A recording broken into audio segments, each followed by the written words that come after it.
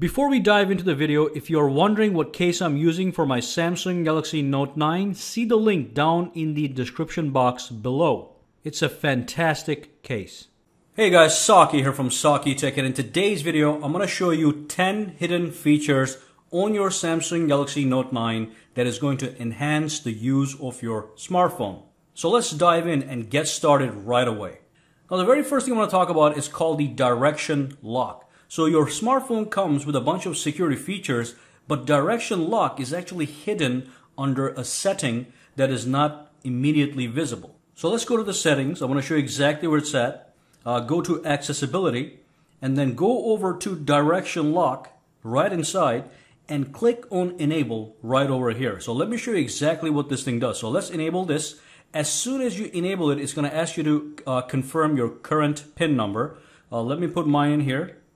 And click next. It goes right over. So basically you're able to unlock your phone with a series of directions. They want you to pick a series of 6 or 8 directions.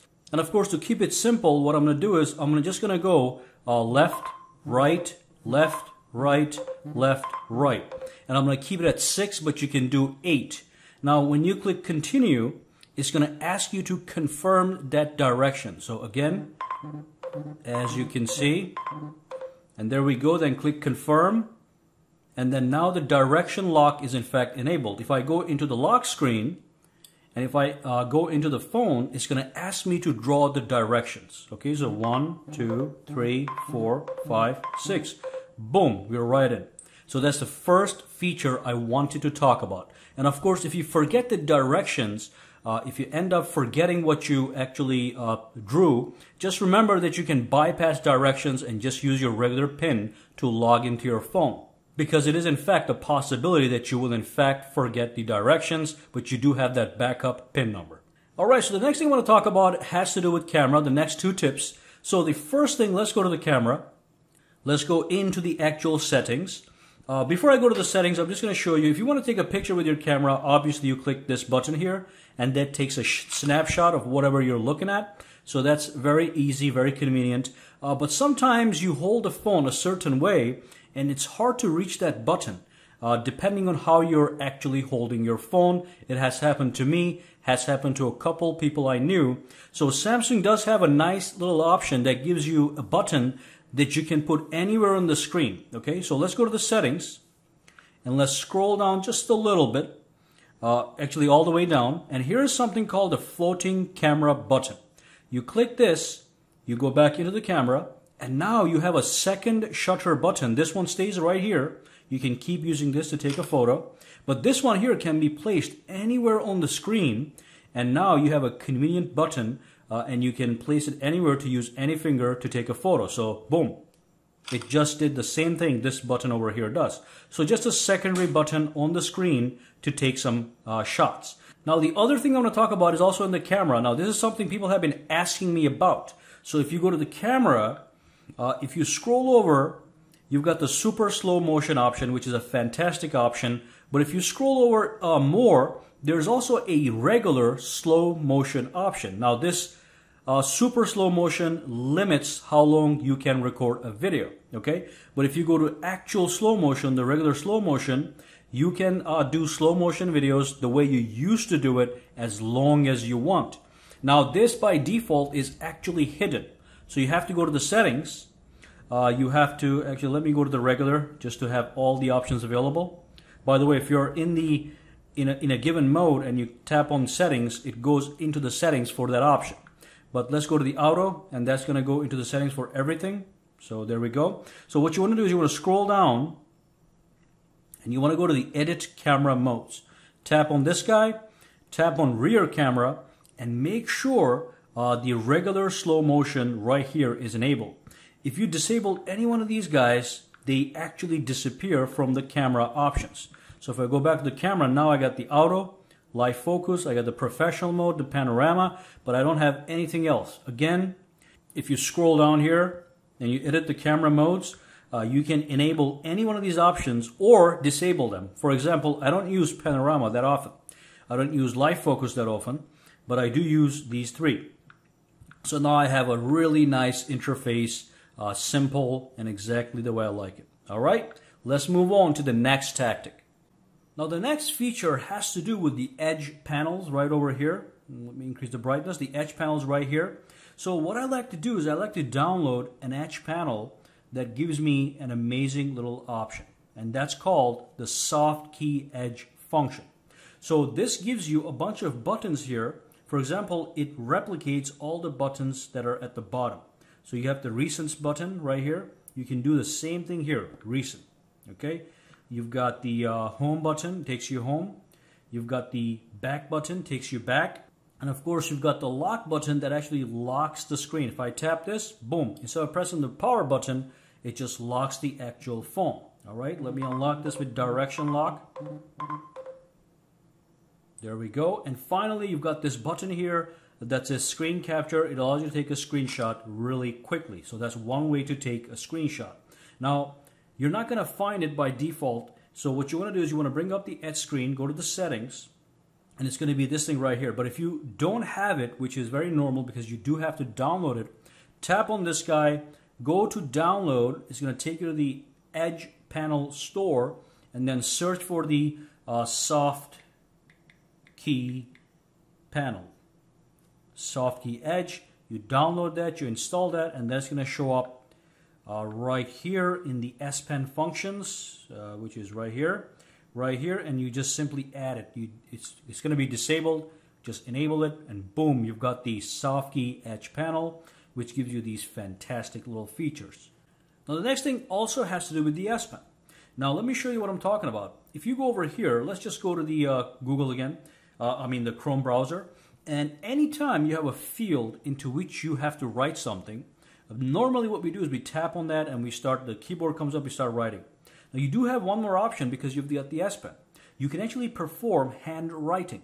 So what I can do is I can hover the pen over the area into which I can write.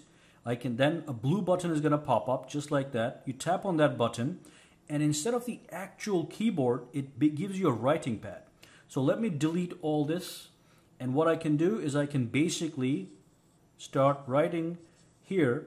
You're using handwriting, and it's going to actually convert everything as you can see. So that's absolutely fantastic. Okay, so I can type in GOO, even nasty handwriting like this gets converted flawlessly. Okay, so www.google.even.com can be added. So that is the S Pen feature that is very useful. Now, it might be disabled by default. Here's how you enable it. You go to settings, you go to advanced features, should be somewhere here. Advanced features, you go to S Pen, and you have to make sure that direct pen input is in fact enabled. Okay, so this option has to be enabled for this to work. Now I do want to let you know that if you're even in the messages application, you can hover the pen over the actual messages field, tap it. You can start to handwrite messages. So you can say, hi, how are you? It's just going to convert everything. You can use commas, okay, it's no problem. You can use dashes, no problem. Everything is going to work in this handwriting tool. Fantastic. Let's move on to the next tactic. Now the next tactic has to do with the S Pen. It's in the Air Command menu. It's a fantastic feature that a lot of people simply do not know about. So let me just bring up the Air Command menu. And the name of this feature is called Glance. Now I want to let you know, when you bring up the Air Command menu, if you don't see Glance, just tap on this settings icon and then go over to Air Command right here and go into shortcuts and make sure that you add Glance. So if it's not enabled, for example, it's going to be sitting right here under S Pen features, and if you tap on it, it's going to go into the actual Air Command menu, which is fully customizable. Anyway, let's go back to the Glance feature. So let me show you what the Glance feature does. Let me launch Google Chrome. Let me go into any website. As a matter of fact, let's just keep this website right here. So with Glance, what you can do is you bring up the application that you want to glance at first and foremost. Then you bring up the Air Command menu, and then what you do is you tap on Glance. When you tap on Glance like this, that application that I was looking at actually goes to the corner at the bottom and just hides there. So what I can do is, if I'm doing some kind of research or if I'm looking at something else, I can keep this at the bottom and I can keep glancing at it. So let's say I was researching or writing an article about this motorcycle here, the Honda CBR. What I can do is I can keep writing the article and also just glance at this article to get the information out from this website. When I pull the S Pen away, that thing goes down. When I hover the S Pen over this, it comes down. When I'm done glancing at anything, I can grab this and I can just remove it and it's gone. Okay, I can glance at other stuff as well. It doesn't have to be Chrome. You can glance at messages, WhatsApp, other internet browsers, and basically just try it, and if it works, great, and if it doesn't work, not a big deal. But glance does work on many other apps. So that is the glance feature in the Air Command Mini. Let's move on to the next tactic. Alright, so let's move on to the next application. Now in this application, when somebody calls you, you get two buttons on the screen. One of them says answer, other one says decline. To take the call, you have to swipe to answer or swipe to decline. I don't like to swipe, I like to tap. So you do have the option to convert the swipe into a tap. What you want to do is you want to go to the settings, again go into the accessibility, scroll down and enable single tap mode. So this is going to work with any alert. So if you get an alarm, if you get any kind of alert or any incoming calls, you can use the single tap mode. So instead of swiping to answer a call or swiping to decline, you just tap on answer, takes the call. Tap on decline, declines the call.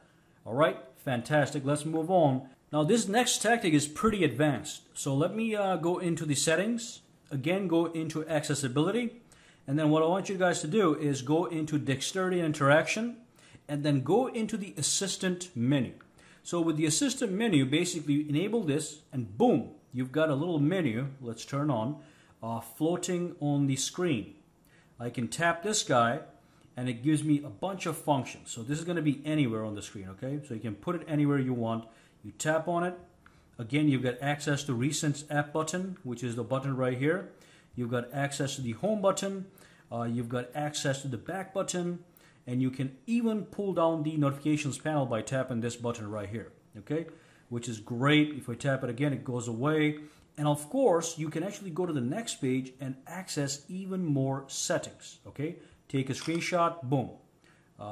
Get rid of that, go back here, number 2. You can go to the phone options from here, turn off the screen, restart, or emergency. So that's the power button, which becomes a SoftKey button. Instead of pressing it right over here, you can go here, tap on phone options, and you got these options, okay?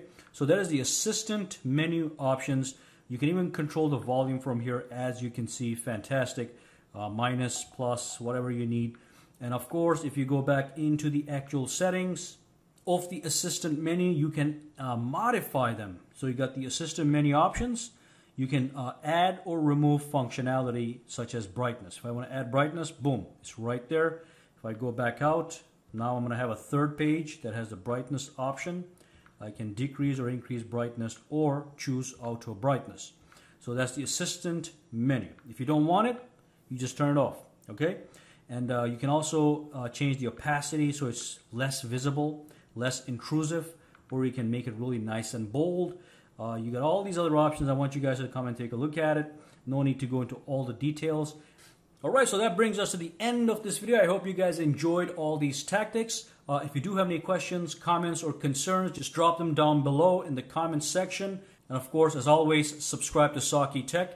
Give this video a thumbs up and have a fantastic day, guys. See you in the next video.